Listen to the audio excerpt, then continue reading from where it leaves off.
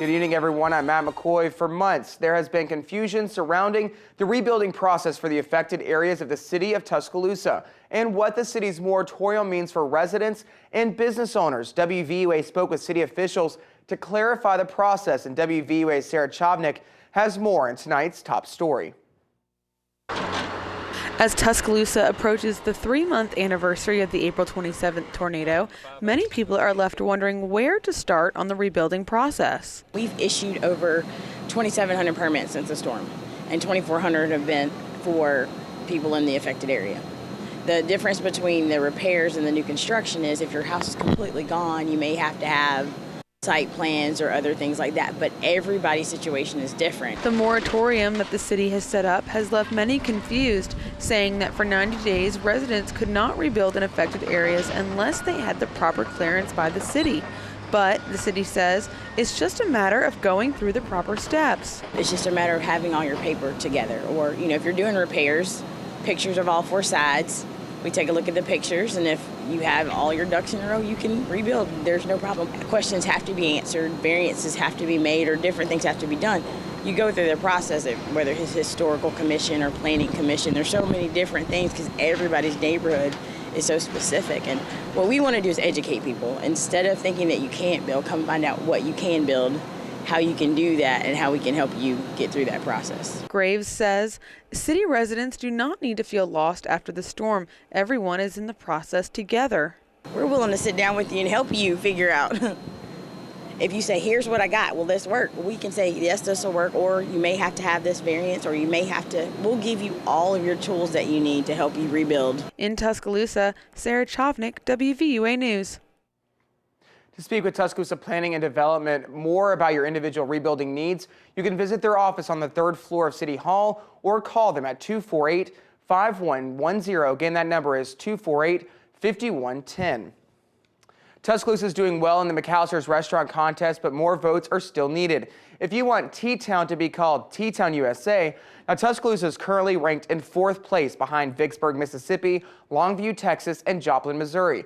Joplin has almost 20,000 more votes than everyone else, but 2nd place is just under 4,000 votes away. If Tuscaloosa can reach 2nd place, McAllister's will donate $5,000 to local nonprofits. McAllister's employees say this Thursday they will be offering free tea all day, and if you want to support Tuscaloosa, all it takes are your votes. You don't even have to buy anything. You can just vote online. You could vote from home every day for our Tuscaloosa to win that $5,000. You can cast your vote for Tuscaloosa by going to T-Town USA on Facebook. In international news, one of the victims injured in Friday's massacre in Norway has died, bringing the death toll to 93. Meanwhile, we're hearing more and more from the young people who survived the shootings on Utoya Island. Diana Magne shows us they remain steadfast that they will not be silenced by this act of political terrorism. Young survivors sob in each other's arms. The Prime Minister tries to console the inconsolable. As police and the Red Cross continued their search for the dead, those who survived tell of the horror they witnessed. A killing spree where a lone gunman was able to fire for 90 minutes unchecked. He seemed calm and seemed like he was just taking photos when he was shooting people.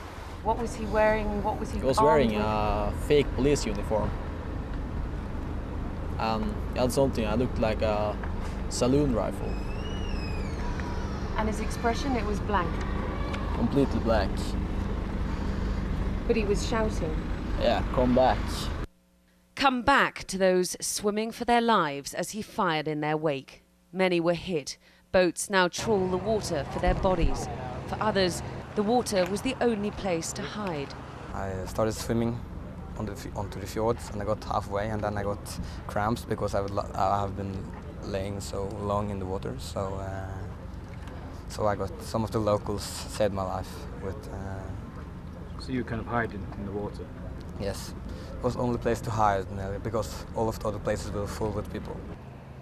Hundreds of young people had gathered here for a political summer camp, a tradition of the ruling Labour Party which the Prime Minister attended in his youth. What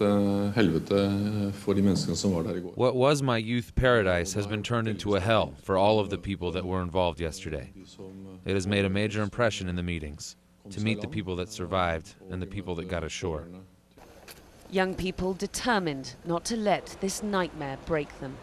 It's important that we stay together and keep strong. We can't let a coward like that stop us. Because going onto an island with only youths and killing them, and they have no way to escape, that's a cowardless act. Diana Magnay, CNN, near Utoya Island, Norway. Back here in the United States, it's official the very first same-sex marriages have taken place in New York under the state's new Marriage Equality Act. Up to 764 couples can make the cut to obtain a marriage license at the city clerk's office today. New York joins 5 states plus the District of Columbia in allowing same-sex marriage. Will more states follow suit? Shelby Lynn has the latest on the new law that takes effect. I now pronounce you married. You may seal your vows with a kiss. This happy couple made history as New York's first official same-sex wedding partners. For 76-year-old Phyllis Siegel and 84-year-old Connie Kopilov, a dream come true, as it was for many couples.